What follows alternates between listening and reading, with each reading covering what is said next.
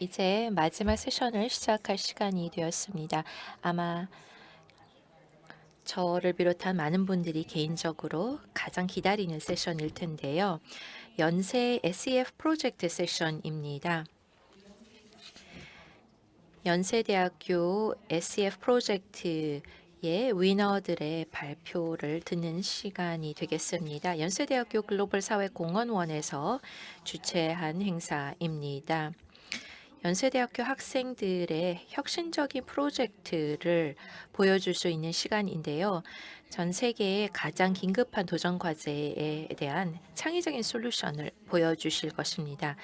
24-8팀은 먼저 송은혜 이성권으로 구성되어 있는데 몽골 게르 디스트릭트 문제 해결을 통한 지속 가능한 마을 계획 구축에 대해서 발표해 주시고 24-7팀은 이윤지 님이신데 AIoT 기술을 사용한 담배 관리 시스템 기반으로 한 스마트 시티 솔루션이고 마지막으로 24-3팀은 이영현과 양가윤 님께서 서귀포 고등학교 학생들을 위한 지속가능 개발과 커리어 교육이라는 발표를 해주시겠습니다.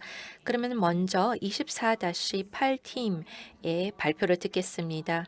따뜻한 박수로 맞이해 주십시오. 안녕하십니까 여러분. 저희는 2024년 프로젝트 연보 팀입니다.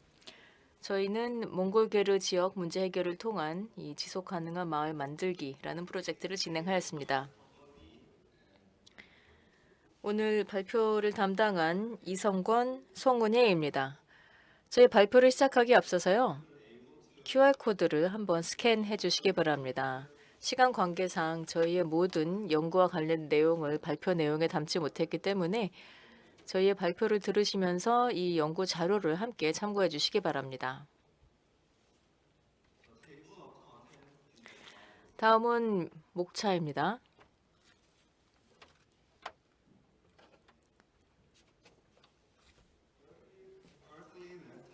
먼저 저희 연구의 배경과 또 연구의 필요성에 대해서 말씀드리도록 하겠습니다. 몽고에서는 기후변화로 인해서 수드라는 주기적인 기후현상에 당면하게 되었습니다. 그 결과 가축이 굶어 죽거나 또는 이 극심한 기후변화로 인한 사망이 발생을 하게 되었고요. 그리고 또 울란바토르 외곽에 위치한 게르지구에서도 더 점차 증가하게 되었습니다. 사실 지금 울란바토르에서 상당히 많은 인구가 게르지구에 거주를 하고 있는데 여기서는 또 여러 가지 문제가 발생하고 있습니다. 예를 들면 토양 오염이라거나 대기 오염, 또 그 외에도 실업이나 빈곤과 같은 문제가 만연합니다. 그래서 이러한 문제를 해결하기 위해서 저희는 연구의 목표를 이에 대해서 삼게 되었습니다. 처음에는 저희가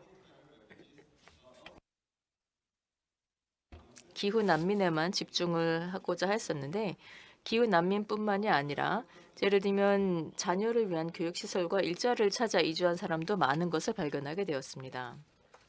그래서 저희가 처음에는 이 기후 난민에 대해서만 집중하려다가 나중에는 게르 지역의 주민으로 확대를 하게 된 것입니다. 저희의 목표는 게르 지역의 거주인들에게 지원을 하고 또 안정적인 생계를 확보할 수 있는 방법을 찾고자 하는 것이었습니다. 그래서 여기서는 먼저 저희가 문제를 파악을 하고 두 번째로는 해법을 설계를 한 다음에 확장을 하고자 했습니다. 여기에서 SDG 목표와 연결이 되는 것은 1번 빈곤 퇴치, 13번 기후변화 대응이었습니다. 그리고 이는 저희가 지난 7개월간 조사를 했었던 이 결과에 대해서 다음과 같이 수치로 보여드리는 것입니다. 저희는 45명 넘는 인터뷰를 진행을 하기도 하였고요. 자, 그래서 저희 연구 방법을 좀 더 보여드리자면요. 거주자들에 대한 인터뷰, 또 전문가 기관 인터뷰, 서베이 조사 등등이었습니다. 이러한 다양한 방법론의 결과를 함께 취합함으로써 저희 연구 결과는 훨씬 더 다양해지고 더 광범위하게 되었습니다. 자, 그러면 그중에서도 저희 연구의 한 가지 핵심 분야를 말씀드리도록 하겠는데요. 바로 연구 구조입니다. 저희 연구 구조에는 크게 3단계가 있었는데 첫 번째 단계에서는 문제를 파악하는 것이었죠. 지속 가능한 마을을 구축하는 데 있어서 어떠한 어려움이 있는가에 대한 것이었습니다. 이에 대해서는 저희가 주민들과 함께 논의를 하면서 저희의 과제에 대해서 정립을 하게 되었습니다. 두 번째 단계는 지속 가능한 마을과 관련하여서 목표와 또 비전을 설립을 하는 것이었습니다. 다시 말해서 여기에서는 저희가 구체적으로 목표를 설정하는 것이었고, 그리고 세 번째로는 바로 목표 지역을 선정을 하는 것입니다. 그래서 이에 대해서는 이 지역의 조건을 검토를 하면서 저희 제안에 부합하는지에 대해서 타당성을 조사하게 되었습니다. 자, 그리고 저희의 연구 자료는 이 1단계와 관련된 것입니다. 보시면 저희는 이 게르 지역 거주자들과의 여러 인터뷰를 통해서 다음과 같은 결론을 내리게 되었습니다. 아까도 말씀드렸지만 첫 번째로는 저희의 연구 대상이 기후 난민에서 게르 지역의 모든 거주민으로까지 확대가 되었고요. 두 번째로는 이 게르 지역의 거주민들은 냉난방이 가장 큰 우려다라고 언급해 주었고요. 그리고 또 더 깨끗한 환경이 필요하다고 했습니다. 그리고 마지막으로는 이 게르 거주민들도 바로 이 환경 오염의 심각성에 대해서도 잘 인지하고 있는 것을 보았는데, 그만큼 기후 오염이라는 것이 우리 모두의 공통적인 문제다는 것을 파악할 수가 있었습니다. 자, 그리고 다음을 또 말씀드리자면 첫 번째 단계에서 저희가 파악을 하게 된 문제는 주로 고용, 또 인프라, 그리고 환경 오염과 관련된 것을 볼 수가 있습니다. 그래서 저희는 이를 토대로 해서 다음과 같은 계획을 마련하였고, 각각의 계획에 대해서 노력을 기울이게 되었습니다. 자, 그리고 여기에서는 농업과 가축업에 대한 내용입니다. 첫 번째로 농업에서는 저희 연구를 통해서 파악할 수 있었던 것은 몽고 일부 지역에서는 가축업이 가능하다라는 것을 볼 수가 있었고요. 즉, 이 농업이 가능하다라는 것을 볼 수가 있었고, 그래서 저희는 먼저 이 지역 선정에 있어서 친환경 농업을 하나의 조건으로 삼았습니다. 그리고 여기에서는 작물 선정도 하나의 기준이 들어갔고요. 그 다음으로 저희는 또 스마트팜에 대해서 이행을 하는데 좀 어려움을 겪었었기 때문에 그래서 이는 저희의 계획에서 수정하기로 하였습니다. 자, 그리고 가축업과 관련하여서는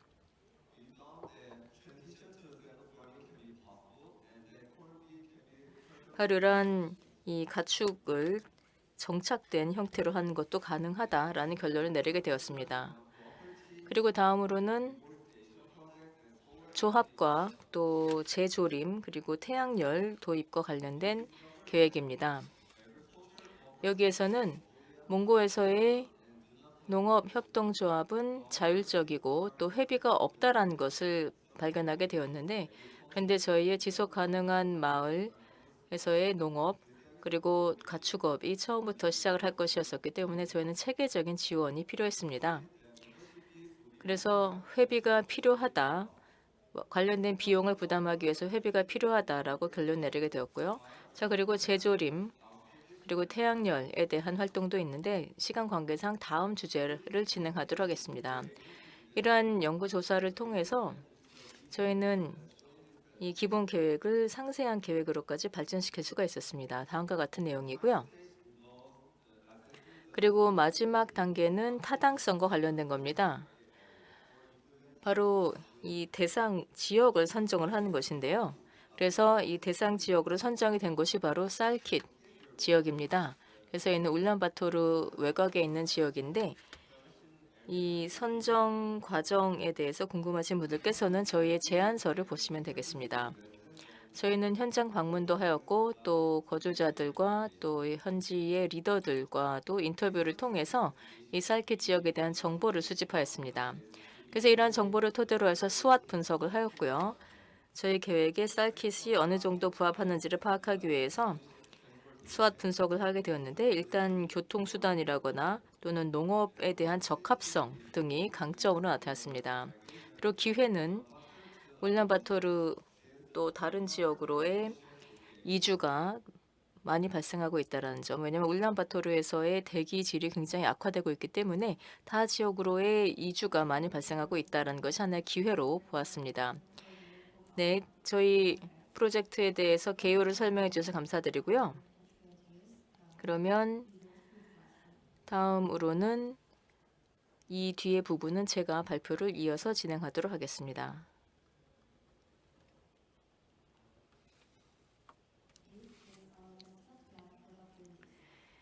바로 이것이 이 마을에 대한 저희의 기본 계획이었었는데요. 그래서 거주 지역 1, 2, 3 그리고 상용 지구입니다. 보이시나요? 네, 그래서 저희 팀에서는 상용 지구 B를 개발하기로 했습니다. 자, 그리고 또 거주 지구 3에서는 저희가 이 부근에 가축 지역을 마련하려고 하였고요. 그리고 또 겨울 리조트와 썰매장도 갖추고 있습니다.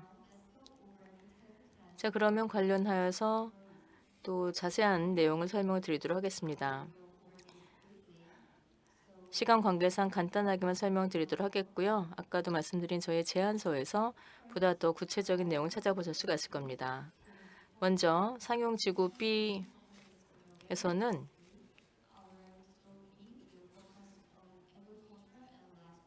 이 철도에 대해서 집중을 하지만 저희 지역에서는 농업과 가축업에 집중하기로 하였습니다. 그리고 또 이 부근에는 아파트나 또는 학교도 있고 또 농업 협동조합도 있습니다. 그래서 이러한 아파트는 게르 지구의 이주자들 또 살킷 지역 거주자들을 위한 아파트가 됩니다.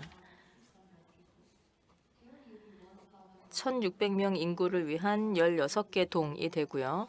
그래서 게르 지구뿐만이 아니라 다른 이주자들이 여기에 거주를 하게 되는 것입니다. 한 500명 정도가 기존의 거주자들이고 그리고 게르 지구의 이주자들 1,100명 정도는 또 농업이나 또는 가축업 등으로 분산하여서 종사를 하게 될 것이고 그리고 아파트 임대료 같은 경우에도 또 이 종사하는 분야에 따라서 달라지게 될 것입니다. 자, 그리고 저희가 지원하고자 했었던 분야는 바로 농업입니다. 그래서 여기에서 인구당 경작지는 0.6 헥타르이고요. 총 경작지는 150 헥타르이고 그리고 여기에서 작업할 농민은 250명 정도였었습니다. 그리고 작물은 팀에서 자율적으로 선정을 하고 또 농업 전문가들이 이에 대해서 필요하면 조정을 하기로 했습니다. 그래서 수박과 그리고 밀을 특수 제품으로 선정을 하게 되었습니다. 그래서 이 수박 기반의 디저트 같은 경우 이 몽고에서 또 한류가 인기가 있기 때문에 이 수박으로 만든 디저트가 굉장히 인기가 있을 것이라 생각을 하였고요. 그리고 메밀 같은 경우에는 전통적인 음식을 만들 수가 있는 것입니다. 자, 그러면 이제 이렇게 해서 각각의 작업자들이 44마리의 가축을 관리를 하게 되고요. 그리고 이 총 가축 면적은 2.1 헥타르가 됩니다. 또한 농민들과 또 작업자들을 지원하기 위해서 저희는 3개의 협동조합을 설립을 하게 되었습니다. 그래서 예를 들면 가축 협동조합 등등인데요.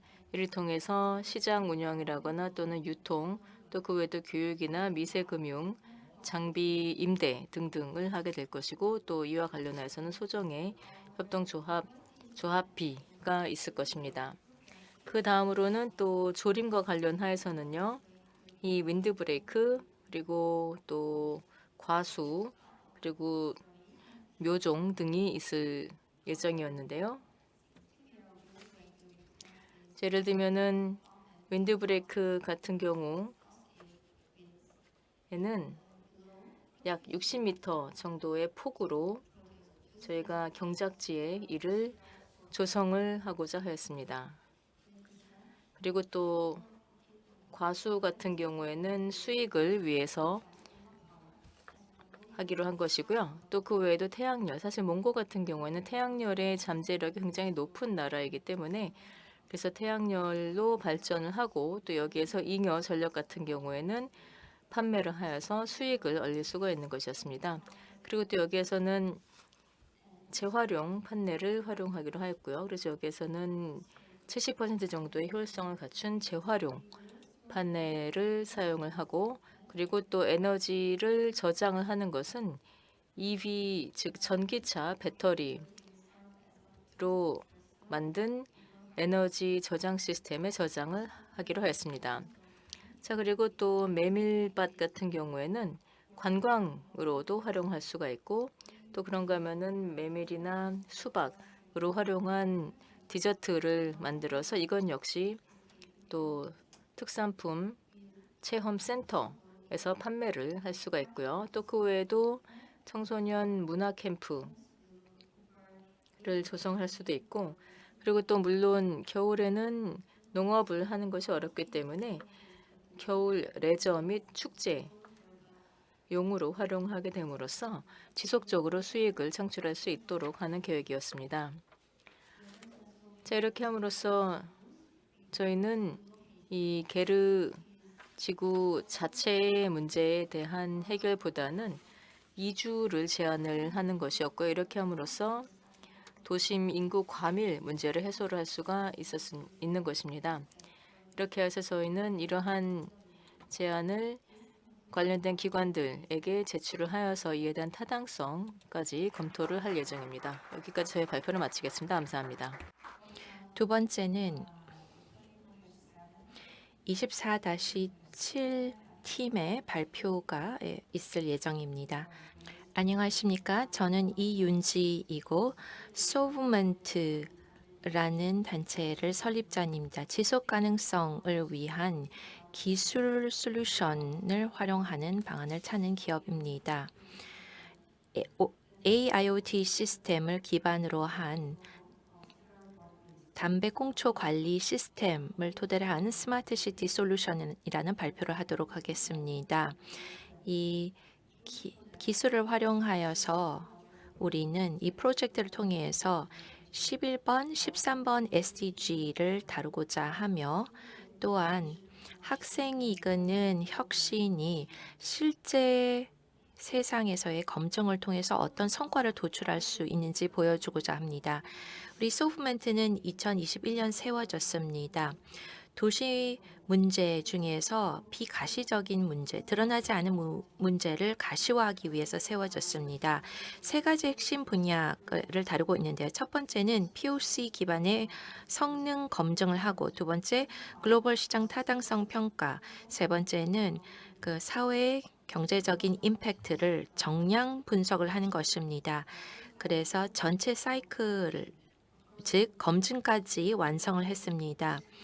엔지니어링, 정책, 그리고 사회 가치 등 전체 과정을 다 완료를 했습니다. 왜 담배 꽁초에 우리가 집중을 하게 되었는지 말씀드리자면, 제대로 관리되고 있지 않는 쓰레기 문제이기 때문입니다. 전 세계적으로 4.5조 개의 꽁초가 매년 버려지고 있습니다. 이 담배 꽁초는 환경에서 약 15년까지도 유지되고 있고, 또 토양이나 물로 침출되고 있습니다.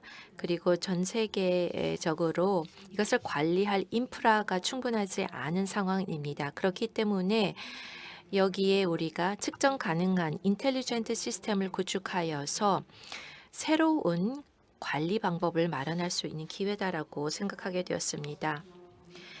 그런데 오염을 넘어서 담배 꽁초는 굉장히 많은 다른 어려움과 문제를 일으키고 있습니다. 한국만 하더라도 매년 쓰레기 꽁초를 버려서 6천 건의 화재가 발생하고 있습니다. 그래서 하루 17건이고 연간 재산 피해만 하더라도 4억 불 정도에 달하고 있습니다. 그리고 전 세계적인 위기이기도 합니다. 따라서 우리가 쓰레기를 수거하고 이러한 화재 위험도 미리 예측할 수 있고 검출할 수 있으면 좋겠다라고 생각하게 되었습니다. 따라서 해결책으로서 세계 최초의 AIoT 기반의 담배 꽁초 관리 솔루션을 마련했습니다. 세 가지 구성 요소가 있는데 첫 번째는 AIoT 담배 쓰레기 통을 만든 것입니다. 실시간 모니터링을 IoT 센서를 통해서 할 수 있고 또 통합 데이터 관리를 LTE를 통해서 할 수 있습니다. 그리고 두 번째는 관리 사스, 스마트 시가 시스템을 마련하는 것이고 세 번째는 자동 소화기입니다. 그래서 전체 인프라를 갖추었습니다. SEF 프로젝트로서 우리 프로젝트를 3단계로 나눠서 추진했습니다. 첫 번째는 POC 기반의 성능 검증을 위해서 실시간 검증을 5개 POC 전개를 통해서 실시했습니다. 또 글로벌 시장 타당성 평가를 하게 되었습니다. 또 하드웨어 테스팅뿐만 아니라 이 시스템이 도시, 시민 그리고 지속 가능성 면에 있어서 동시에 다 가능한지를 평가하기 위해서 우리가 임팩트 평가도 실시했습니다. 5개 사이트에서 성능 평가와 관련해서 데이터를 구축, 확보해서 활용했습니다. 또 환경적인 변수, 습도, 온도, 바람, 강우 등을 살펴봤고 또 5년치의 화재 관련된 데이터도 활용했습니다. 센서 데이터와 공개된 데이터 세트를 결합함으로써 우리 AI 모델을 테스팅하게 되었습니다. 다음은 간단하게 우리 시스템 성능을 말씀드리겠습니다. 먼저 쓰레기 수거 모델 같은 경우에는 6% 미만의 오차율을 보였습니다. 따라서 이 시스템이 정밀도가 굉장히 높은 것으로 나타났습니다. 여기에 루트는 스퀘어 에러를 보여주고 있는데 1.5라고 나와 있습니다. 표준 편차가 실제 데이터의 표준 편차가 굉장히 낮다라는 뜻이 되고 또 실제 쓰레기 배출 현황을 잘 보여주고 있다는 것을 알 수 있습니다. 두 번째는 화재 감지입니다. 2.3%의 오류율을 보였고 이것은 일반적인 2% 정도보다도 훨씬 더 낮은 것입니다. 그래서 실제로 화재를 잘 감지할 수 있다는 것을 보여줄 수 있습니다. 또한 기상 여건과 화재 가능성 간의 상관관계를 분석해 봤습니다. 습도가 낮을 때에는 가능성이 낮고 또 상관관계가 음의 상관관계를 보였습니다. 반면 바람 같은 경우에는 양의 상관관계를 보였습니다. 바람이 늘어나면은 그만큼 화재의 가능성이 높아지는 것입니다. 그리고 기온 같은 경우에는 약한 음의 상관관계를 보였습니다. 미리 그 위험을 예측하는 데 사용할 수 있는 그런 시스템인 것이 파악되었습니다. 그 다음 단계로서는 글로벌 타당성 연구를 실시했습니다. 3개국에서 진행했는데 첫 번째 캐나다 토론토입니다. 현장 조사를 60명이 참여를 하는 가운데 16명이 참여하는 가운데 실시했습니다. 독일에서는 N이 34개였고 미국 같은 경우에는 CES 2025에 참여를 하면서 60명으로부터 응답을 받았습니다.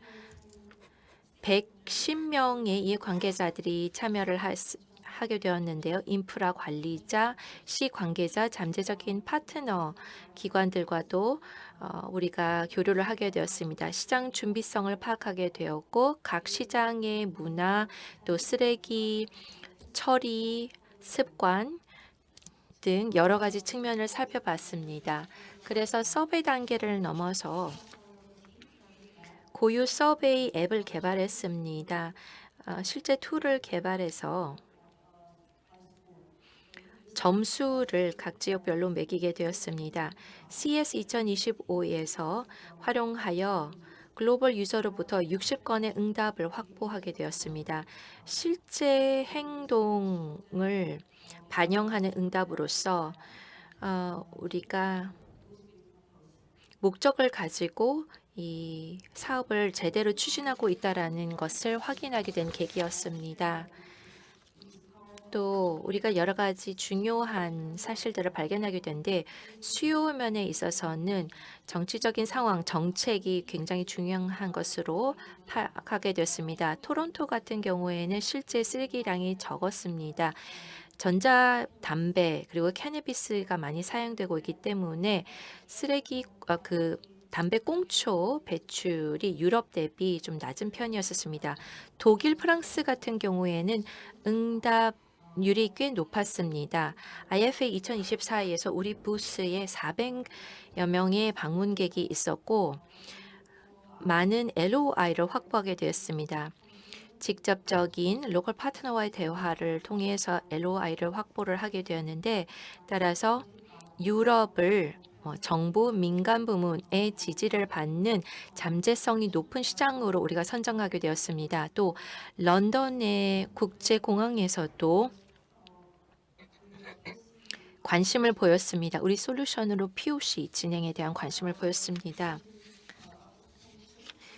우리가 이 데이터를 기반으로 하여서 쓰레기 꽁초, 담배 꽁초 관리 분석을 15개국에서 실시했습니다. 세 가지 변수를 기준으로 살펴봤는데요. 양, 그리고 관리 문제, 그리고 이시가레트 용도 등을 살펴봤습니다. 구조적으로 시장의 순위를 매길 수 있는 좋은 방법이었고 따라서 우리의 사업 확장 가능성을 타진해 볼 수 있었습니다. 분석 결과 독일과 프랑스가 상위 국가로 선정이 되었습니다. 그 다음에 미국, 이 중간 단계였었습니다. 또 일본도 잠재력이 큰 것으로 나타났습니다. 이러한 과정을 거치고 나서 지금 250만 불에 달하는 수요와 관련해서 명확한 데이터 기반 의사결정을 토대로 이 정도 규모의 수요를 파악하게 되었습니다. 사회적 가치를 측정하기 위해 임팩트 관리 프로젝트 프레임워크 IMP를 도입하였습니다.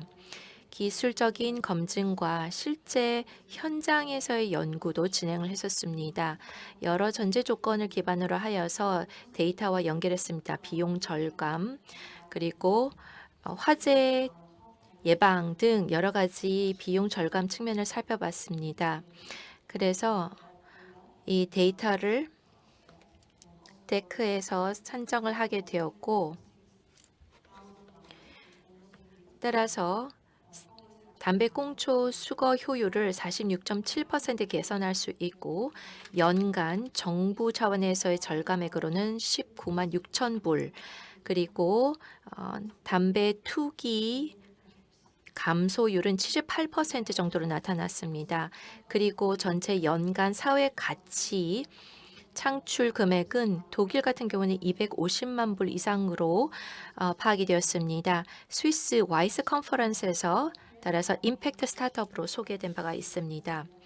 이 SEF 프로젝트를 통해 우리가 얻은 어떤 장점들을 소개하자면은 먼저 데이터를 통해서 우리의 기술적인 검증을 가능했었습니다. 그리고 시장 수요를 검증하게 되었습니다. 직접 응답자들의 응답을 받게 되었고 35만 불에 달하는 LOI를 확보했습니다.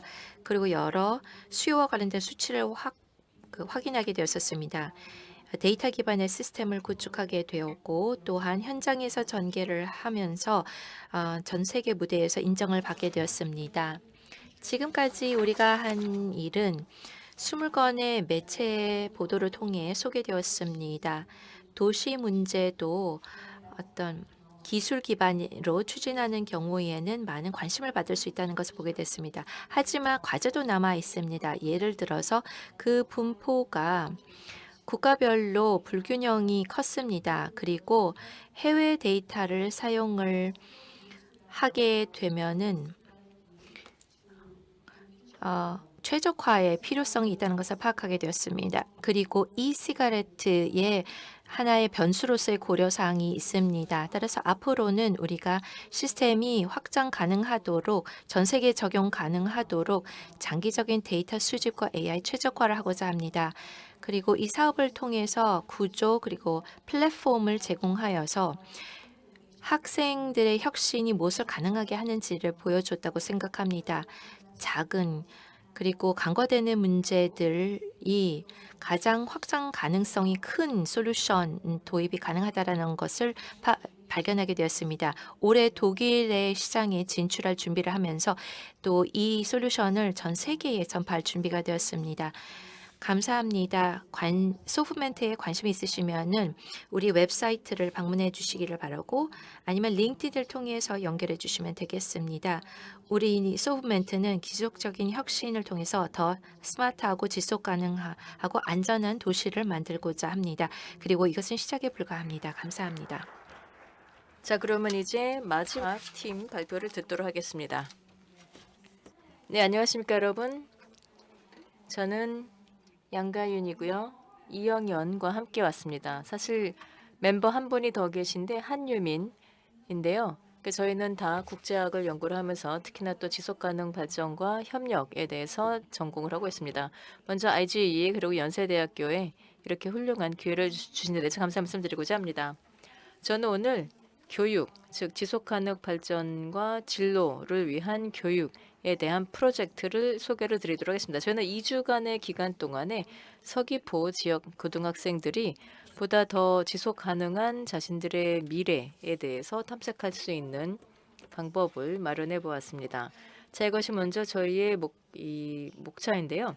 먼저 문헌 검토를 말씀드리고 목표를 말씀드리겠습니다. 그 다음으로는 저희가 이 프로그램을 어떠한 방식으로 디자인을 했는지를 말씀드리도록 하겠고요. 그 다음으로 연구 방법론을 말씀드리고 그 효과를 분석을 하고 마지막으로 저희의 결론에 대해서 정리를 하면서 최종적인 결론을 말씀드리도록 하겠습니다. 2015년 UN 총회에서 SDG를 채택한 이후로 지속가능 발전을 위한 교육이라는 것은 여기에 대한 하나의 핵심 부분이기도 하고 또 이를 달성하기 위한 하나의 중요한 수단이기도 합니다. 그 중에서도 SDG 4.7번을 보게 된다면 지속가능 발전과 관련된 교육을 강조하고 있는데요. 예를 들면 지속가능 발전, 지속가능 라이프 스타일, 인권을 위한 교육을 강조하고 있는 것입니다. 이를 위해서 또 한국에서도 바로 이러한 아젠다 추진을 위해서 필요한 교육에 대해서도 인식이 높아지고 있습니다. 자, 그렇긴 하지만 저희가 문헌 검토를 통해서 보니까 한국 ESD의 접근법에서는 아직까지도 한계가 있습니다. 예를 들면 교육은 아직까지 환경에 대해서만 집중을 하고 보다 더 광범위한 의제에 대해서는 부족한 것을 볼 수가 있습니다. 그리고 또 한 가지는 바로 이 직업 개발 역량과 있어서 지역적인 격차가 있다는 것을 볼 수가 있습니다. 다음에 슬라이드에서도 보여드리고 있는 것인데요. 자, 그래서 이러한 문제에 대해서 대응을 하기 위해서 저희는 새로운 프로그램을 개발하고자 했습니다. 환경 주제를 넘어서 커리큘럼을 확장을 하고자 했고요. 또한 지속가능 개발과 미래 역할을 연결을 하는 것, 또 그러면서도 교육과 접근성의 지역 격차를 해소하고자 했는데 이를 위해서 저희는 제주를 선택하게 되었습니다. 여기에서는 교육에 대한 접근성이 타 지역에 비해서 다소 차이가 있기 때문이라고 생각을 했고요. 자, 그래서 저희는 이를 통해서 양질의 교육을 제공을 하고자 하였고 또 불평등을 감수하고자 하였고 그리고 또 17번 즉 목표를 위한 파트너십 그래서 SDG 4번, 10번, 17번과 연관된 목표를 선정을 하게 된 것입니다. 여기에서는 저희는 이 대상은 제주 서귀포의 표선 고등학교 학생 120명으로 하였고요. 그리고 기간은 2024년 12월 23일부터 25년 1월 2일까지 진행하였습니다. 그래서 여기에서 보시면은 지속 가능한 미래와 관련하여서 소개를 하고 또 특히나 이 지역에서의 프로그램, 이 지역에서의 문제에 대해서 저희가 집중을 하고자 하였습니다. 자, 그러면 이제 어떠한 방식으로 진행을 하는가를 말씀드리자면 일단 첫 번째로 첫 이틀 동안 지속 가능성에 대해서 소개하는 시간을 가지게 되었습니다. 각각의 세션은 3시간이었기 때문에 총 6시간에 걸쳐서 지속 가능성에 대해서 소개를 한 것인데요. 첫날은 지속 가능한 미래와 나라는 주제로 학생들에게 SDG에 대해서 전반적인 교육을 진행을 했습니다. 저희가 다양한 활동을 했습니다. 단지 책만 읽는 것이 아니라 나는 무엇이고 나는 무엇이 될 것이다 라는 주제로 학생들이 사회에서 자신들이 갖는 목표에 대해서 상상을 해보는 시간을 가졌고요. 또 그 다음으로는 이상적인 사회를 상상하고 또 바람직한 사회 기준에 대해서도 그룹 토론을 가지게 되었으며 그리고 또 SDG 영향에 대해서도 평가를 하면서 주변 환경의 변화가 SDG에 미치는 영향에 대해서도 생각해보는 시간을 가지게 되었습니다. 이어서 2일차에는 우리가 만드는 미래를 다루게 되었는데요. 여기에서는 커뮤니티 문제에 대해서 탐색을 하고 학생 주도 프로젝트를 기획을 하였습니다. 특히나 학생들은 SDG에서의 5P, People, Planet, Prosperity, Peace, Partnership 이라는 이 5P를 토대로 이슈에 대해서 분류를 하게 하였고요. 이렇게 함으로써 프로젝트에 대해서도 제안을 하고 즉 이 제안서와 세부 실행 계획까지 작성하도록 하였습니다. 자, 그래서 이러한 제안서를 작성을 한 후에 또 저희가 한 일주일에 걸쳐서 학생 주도 프로젝트를 진행을 하게 되었고 관련해서 저희가 지원을 제공을 하면서 또 최종 프레젠테이션을 가지게 되었습니다. 그래서 이와 관련하여서 다양한 문제를 파악을 하게 되었는데 예를 들면은 노인 고립이라거나 또는 세대 간 커뮤니케이션 그리고 해양 오염 등등이었습니다. 자, 그리고 타당성이나 또 SDG 정합성 등등과 같은 기준에 따라서 평가를 한 후에 5개 팀을 우수팀으로 선정을 하였고요. 그래서 이들은 이 최종 발표를 1월 2일에 하게 된 것입니다. 이 사진을 통해서 보시면 아실 수가 있는데요. 이를 통해서 프로젝트가 성공적으로 마무리된 것입니다. 자, 그러면 다음으로는 저희의 이 후속 연구와 관련하여서 연구 방법론을 말씀드려 보도록 하겠습니다. 저희는 이 프로그램과 관련된 이 결과를 분류를 하기 위해서 다음과 같은 4가지 카테고리를 분류를 했습니다. 지속가능 개발에 대한 인식, 인지 역량, 사회 정서적 역량, 그리고 행동 역량이었습니다. 그리고 저희 연구와 관련하여서 저희는 정성적, 정량적 분석을 모두 활용하였습니다. We conducted 정량 분석 같은 경우에는 샘플 T 테스트를 실시했고 조사 전후에 실시를 하여 120명의 학생이 참여했습니다. 18개의 질문을 4개 카테고리로 나누어서 진행을 했습니다. 그리고 각 조사 항목에 대한 응답을 5포인트 리커트 스케일로 전환을 했고 T-테스트를 실시했습니다. 정성적 분석 같은 경우 10명의 학생을 하나의 포커스 그룹으로 모아서 인터뷰를 진행했습니다. 사전 인터뷰 15분, 인터뷰 이후 조사는 50분 진행되었습니다.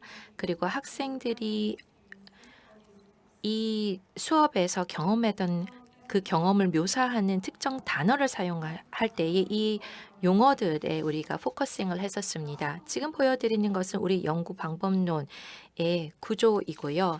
이제 이 연구의 포커스에 대해서 말씀드리도록 하겠습니다. 네, 제가 그 상세한 내용을 이어서 말씀드리고 어떤 결과를 도출했는지 말씀드리겠습니다.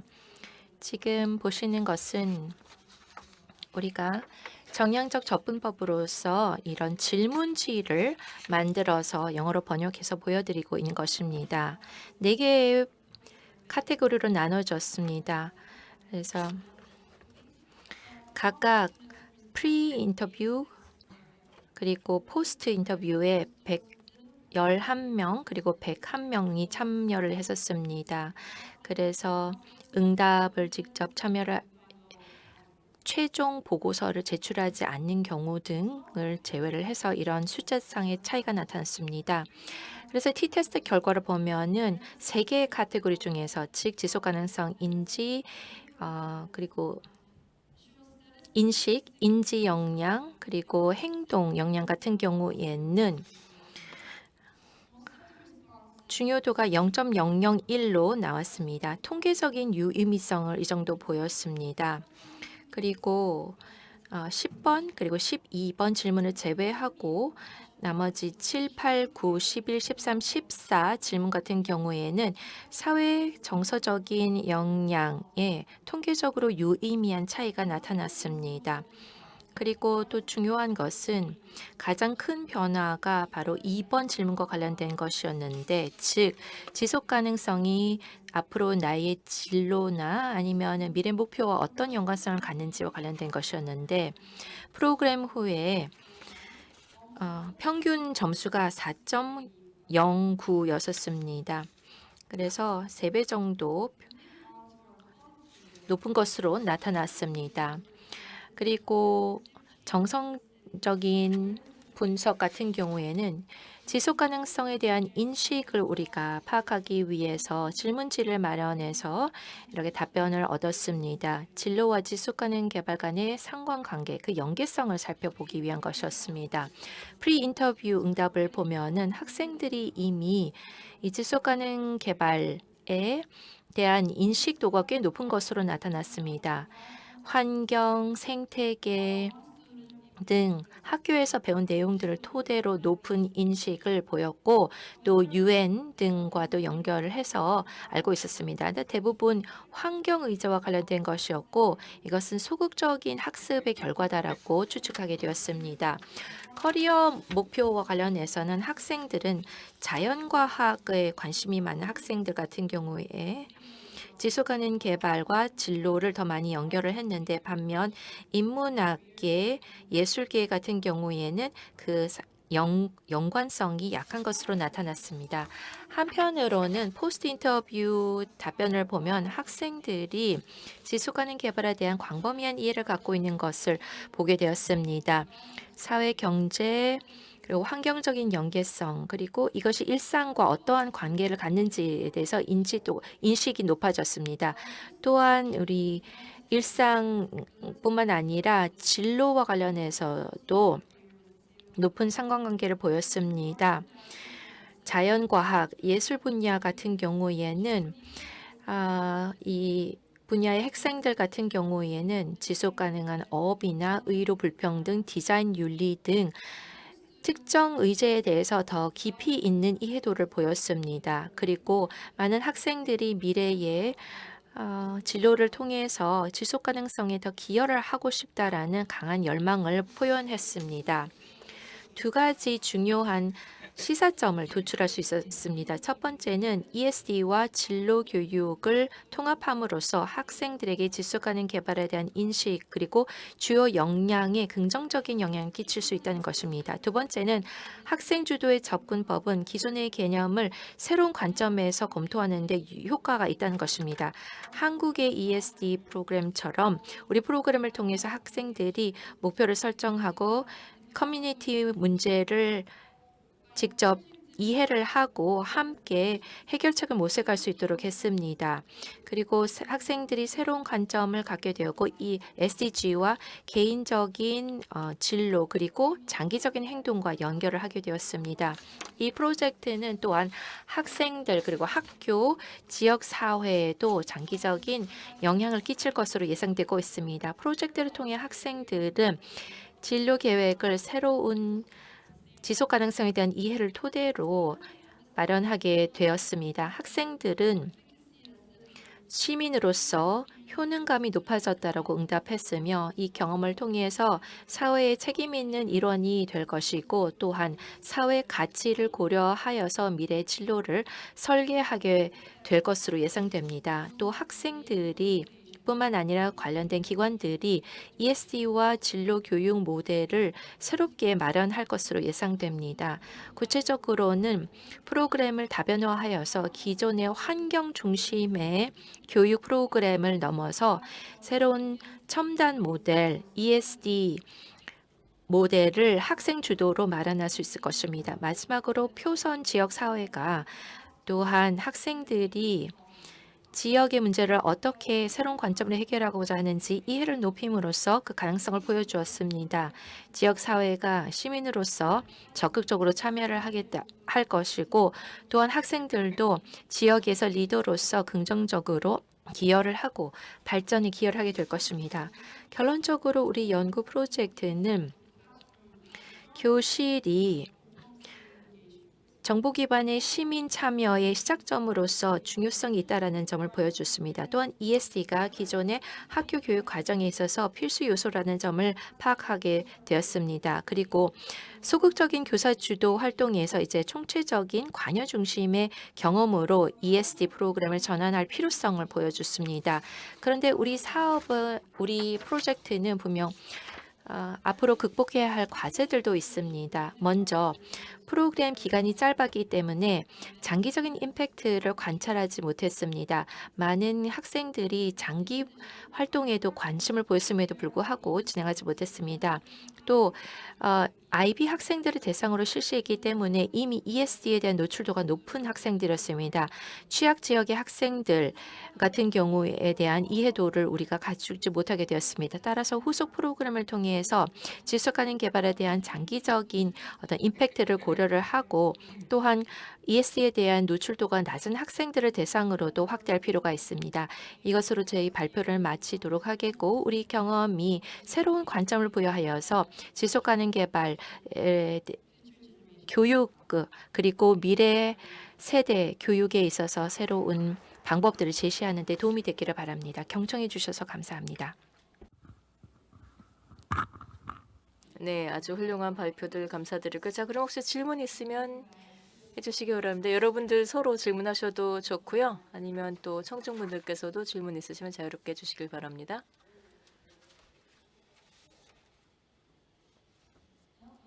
네, 질문 없으신가요? 그러면 제가 질문을 좀 드려보도록 하겠습니다. 자, 그러면 첫 번째 팀, 그 첫 팀에게 몽고 게르 지구를 대상으로 하셨는데 자, 그러면 여기에서 타당성 조사와 같은 연구를 하신 것 같습니다. 그래서 이를 통해서 새로운 도시 계획을 제안을 하신 것으로 보이는데 자, 그러면 이러한 제안을 토대로 해서 앞으로 더 발전시켜 나아갈 예정이신가요? 예를 들면 몽고에서의 특정 기관 또 한국에서의 특정 기관에 이에 대해서 제안을 하실 예정이신지요? 왜냐하면 한국 내에서도 많은 글로벌 NGO들이 몽고 정부나 또는 몽고 커뮤니티와도 상당히 긴밀한 연관이 있는 곳들이 있기 때문에요.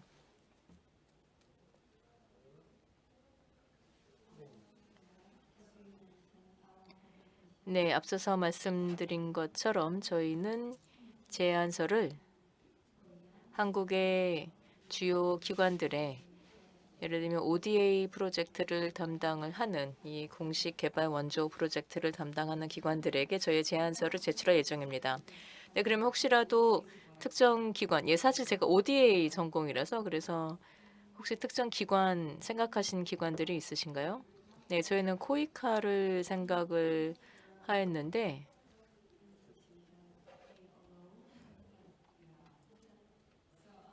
물론 이를 수용할지는 모르겠지만은요. 네, 그러면 이번 세션 이후에 따로 이야기를 해봐도 되겠습니다. 이런 제안서를 제출하려면 더 구체적인 대상과 또 더 구체적인 활동이 담겨 있어야 됩니다. 네, 어쨌든 여기에 대해서는 여러분들께서 물론 더 이에 대해서 생각을 하셔서 제안서를 개선을 시켜서 기관에 제출해 보실 수 있을 것 같습니다. I think you guys 두 번째 팀의 경우 굉장히 훌륭했습니다. 이미 사업을 시작하는 단계에 계신 것 같은데 우선순위 점수를 산정하셨어요. 그래서 우선적으로 진출할 시장을 파악하셨는데 관련 데이터를 어떻게 확보하셨는지 궁금합니다. 여러 데이터를 사용을 하셨는데 국가별로 데이터가 다른 것을 사용하셨는지 가용성은 어느 정도였는지 국가별로 다른 데이터를 사용했습니다. 또 통계 치를 많이 봤습니다. 흡연자 몇 명이 있고 또 누가 담배꽁초를 수거하는지 봤습니다. 예를 들어서 B2G인 경우에는 저희 사업에게 좋은데 B2B인 경우에 아니면 개인들이 그냥 직접 담배꽁초를 버리거나 수거를 하는 경우에는 좀 시장 접근성이 더 떨어집니다. 저희가 매스 프로덕트를 판매해야 되기 때문에 그런데요. 따라서 담배 관리 행동을 살펴봤고 또 그 관련 데이터뿐만 아니라 인터뷰도 진행을 했습니다. 그렇게 해서 흡연 패턴이라든지 이런 것들을 파악했고요. 또 다양한 데이터를 활용했습니다. 그래서 공식 웹사이트나 국가 정부 데이터 그런 2차 데이터를 활용을 하고 또 인터뷰 기반 데이터도 활용을 혼용으로 하셨다는 것이죠. 뭔가 가중치, 각 변수에 대해서 가중치를 어떻게 주셨는지, 그리고 이러한 가중치에 대해서 어떻게 이것을 이제 합리화를 하셨는지요. 한국이 베이스라인이었습니다. 이미 한국에 클라이언트가 10개 정도 있기 때문에 수요가 어떻게 발생하는지 이미 경험이 있습니다. 그리고 관련 데이터가 있고 그래서 또 여러 부문별로 섹터별로도 이것을 적용을 해 보았습니다. 네. 제가 가중치 산정이 궁금해서 질문 드렸습니다. 네. 마지막 팀께 질문을 드리도록 하겠습니다. 굉장히 흥미로운 사업인데요. 지난해 제가 인도네시아 고등학생들 대상으로 굉장히 유사한 사업을 진행한 바가 있습니다.